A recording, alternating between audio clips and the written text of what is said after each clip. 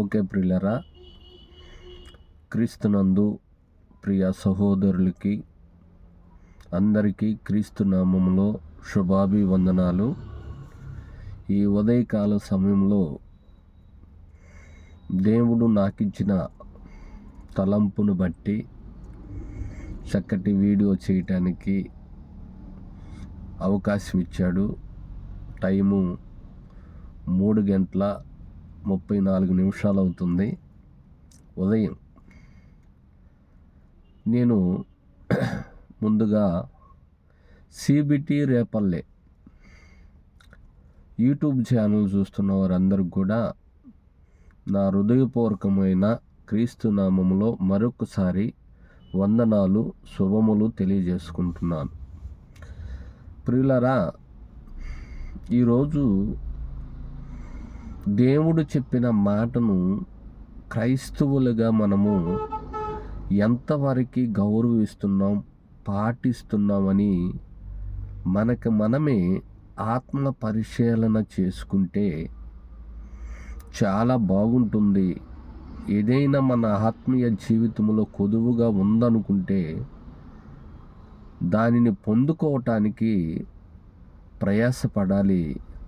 అందులో భాగంగానే క్రైస్తవుడు దేని కొరకు ప్రయాసపడాలి, క్రైస్తవుడు దేని కొరకు ప్రయాసపడాలి అనే మంచి సబ్జెక్టు ఒక 5 నిమిషాలు నేను మాట్లాడతాను.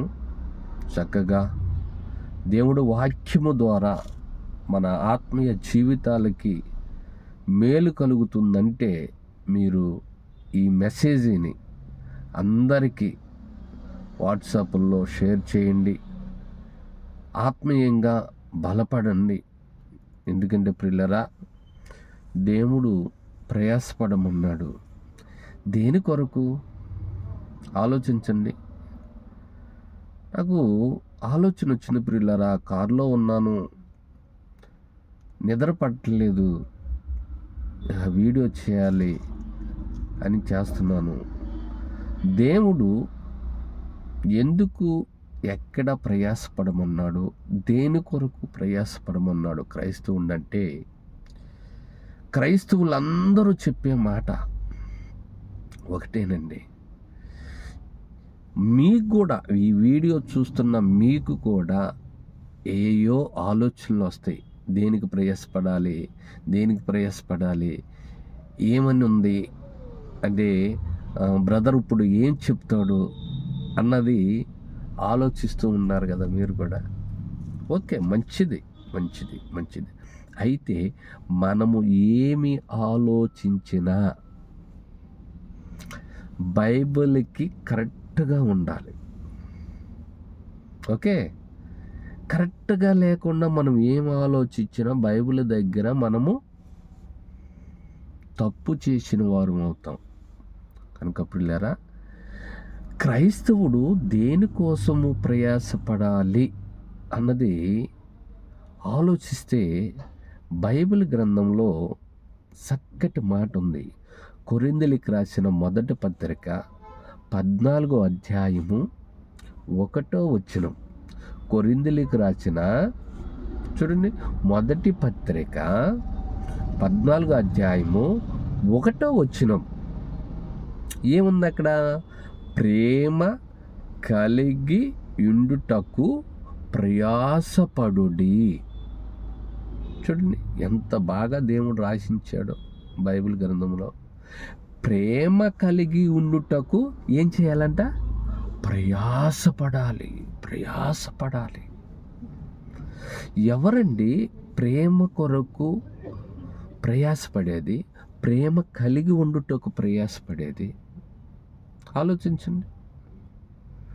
క్రైస్తవులకే ఒకరంటే ఒకడు పడని దశలోకి వెళ్ళిపోయాం. ఆలోచించండి. ఇప్పుడు యూట్యూబ్ చూడండి, నీది రైట్ అంటే నాది రైటు, నాది తప్పు అంటే నీది రైటు. ఎన్నెన్నో ఎన్నెన్నో ఎన్నెన్నో యుద్ధాలు, మాటలు యూట్యూబ్లో. ఎందుకండి ఎన్ని? ఆలోచించండి.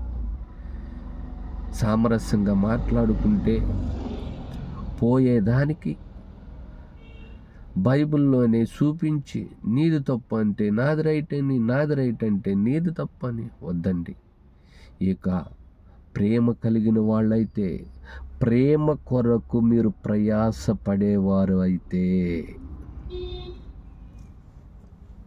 ఈ వాక్యాన్ని ఆలోచించండి ప్రియ సహోదరులారా.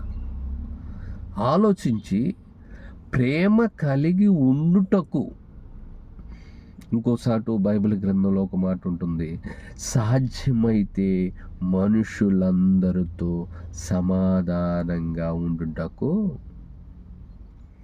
ట్రై చేయి. ఎవరితో విరోధం పెట్టుకుని, ఎవరైనా నీ సహోదరుడే కదా, ఆలోచించండి.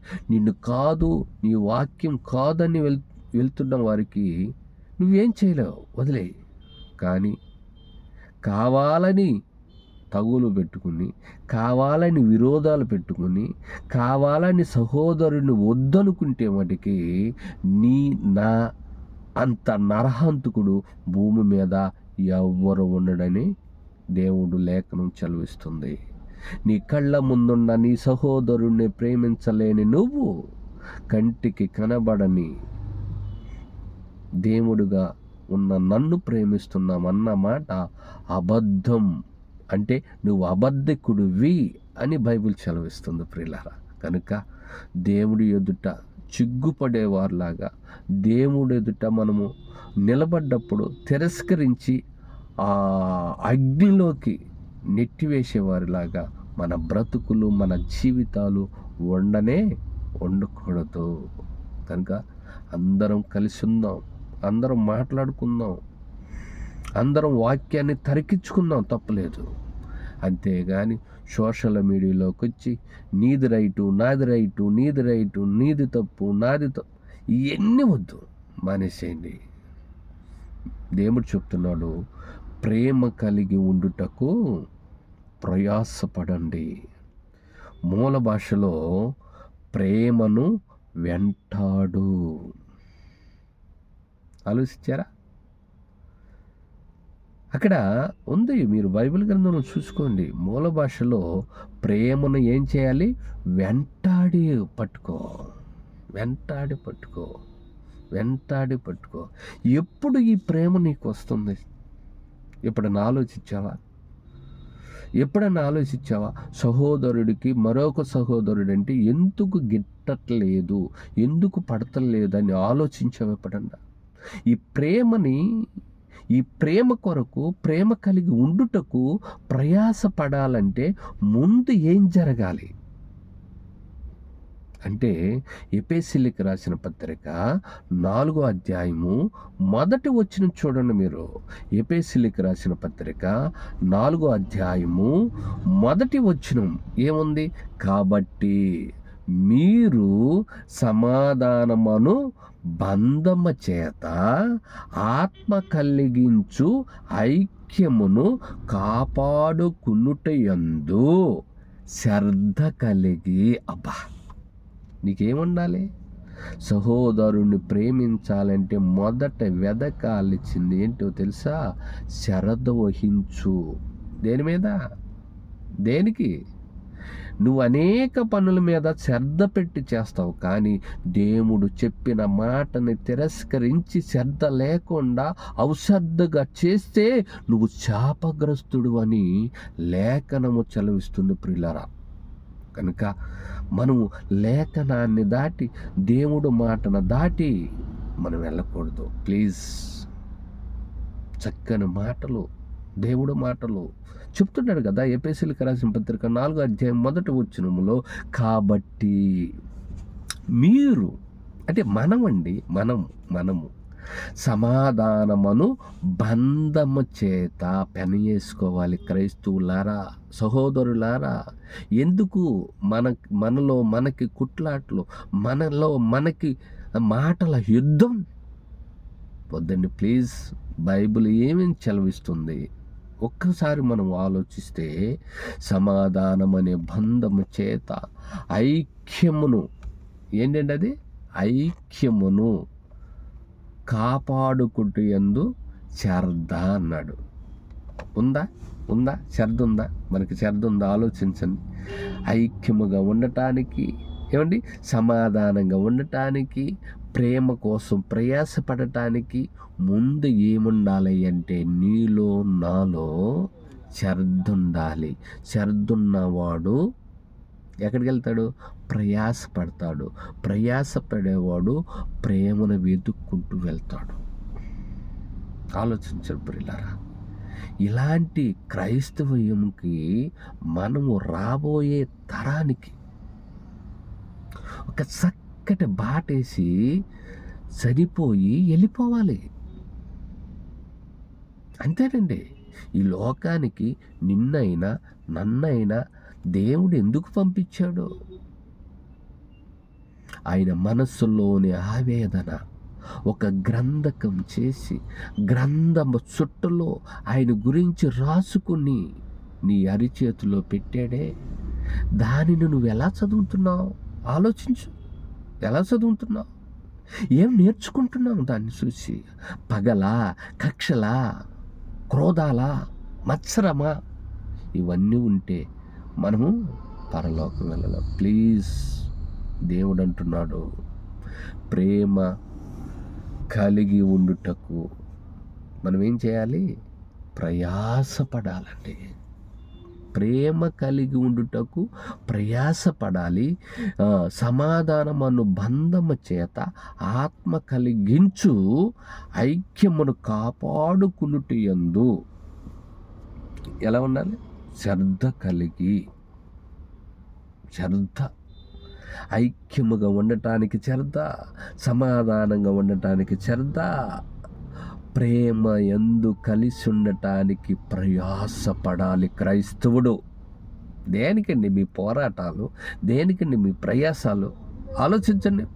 మన పోరాటం దేనికి? మన ప్రయాసం దేనికి? వ్యర్థమైపోతుంది, మట్టిలో కలిసిపోతుంది.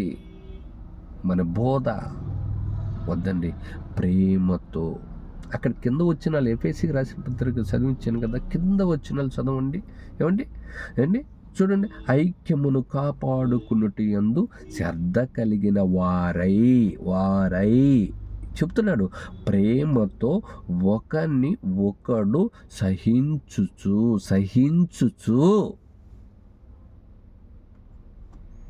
అండి. ఈ వాక్యము భాగము నీలో నాలో నెరవేరుతుందంటారా? ఆలోచించండి. యూట్యూబ్ చూడంగానే, సోషల్ మీడియా ఓపెన్ చేయనంగా ఎన్ని యుద్ధాలు, ప్రపంచ యుద్ధము ఎప్పుడో జరిగిందని విన్నాం. మాటల యుద్ధాలు మొదలైనవి. క్రైస్తవులకే గిట్టని మాటలు. ఎందుకండి ప్రియులారా? దేవుడు భూమి మీద మనుషులందరినీ యథార్థవంతులుగా పుట్టించాడు. భూమి మీద ఉన్న 850 కోట్ల మంది దేవుడు కుమారులని నువ్వు మర్చిపోవద్దు. ప్రతి ఒక్కరిని సాధ్యమైతే కలుపుకోవటానికి ట్రై చేయండి, సహించుకోవటానికి ట్రై చేయండి, ప్రేమ యందు కలిసి ఉండటానికి ప్రయాసపడండి. ఇదే కదా దేవుడి వాక్యం నెరవేర్చడం అంటే. ఆలోచించండి ప్రియులారా. కనుక మీకంటే చిన్నవాడినైనా కావచ్చు, ఒకవేళ వింటున్న వారిలో చిన్నవాళ్ళు ఉంటే మీకన్నా పెద్దవాడినైనా కావచ్చు.